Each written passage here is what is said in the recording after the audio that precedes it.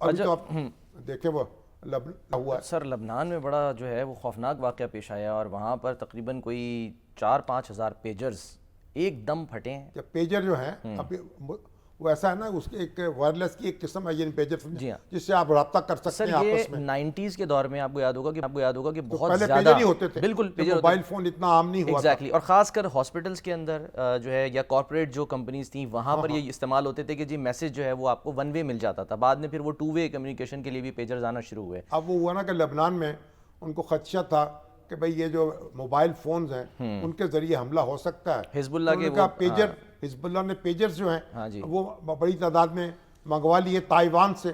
اب تائیوان کہتا ہے کہ وہ ہمارے نہیں ہیں، یعنی ہم نے نہیں بھیجے، یہ یورپ سے کسی کمپنی، یورپ کی کمپنی ہے، یورپ میں بنے ہیں، وہ کہہ رہے ہیں لائسنس کے تحت. جی ہاں مگر ہنگری کی کمپنی ہے. اس وقت کوئی ایسی ڈیوائس لگا دی گئی ہے کہ جس کو وقت کی ضرورت پھاڑا جا سکے. ہاں جی یہ کہا جا رہا ہے. یعنی اس میں یہ ایک شکوک و شبہات ہیں کہ یہ جو اس میں جو ہنگری میں بنا ہے پیجر سر، وہ AR924 اس کا نام جو ہے وہ بتا رہے ہیں، کمپنی کا بیک نام ہے اس کا کمپنی کا.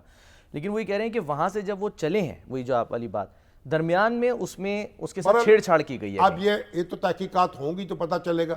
اصل بات یہ ہے کہ جو اسرائیل ہے اس نے ایک اپنی انسانیت دشمنی کا ثبوت دیا ہے. سر یہ پہلی دفعہ اس طرح سے ہوا ہے. اس طرح کی دہشت گردی جو ہے کسی بین الاقوامی قانون کے تحت اس کی اجازت نہیں ہے کہ آپ پیجر کے ذریعے ہزاروں افراد کو زخمی کر دیں اور لوگ لقمہ اجل بن جائیں.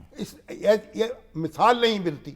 مگر آپ یہ بھی دیکھیے کہ ٹیکنالوجی جو ہے وہ کہاں تک ترقی کر چکی ہے، اور یہ جو ہمارے پاس ڈیوائسز ہیں اس سے ہمیں کس طرح محتاط رہنا چاہیے. اور اب یہ ضرورت ہے اقوام متحدہ اس پہ کارروائی کرے، اور یعنی اسرائیل کو اس کی سخت سزا ملنی چاہیے. اس میں تو دو رائے ہو نہیں سکتی. لیکن سر اس میں اگر کسی کو مقابلہ کرنا ہے تو پھر ٹیکنالوجی میں بھی تو اسرائیل کا مقابلہ کرنا پڑے گا. اب یہ تو آپ کا کیا مقابلہ کریں گے آپ؟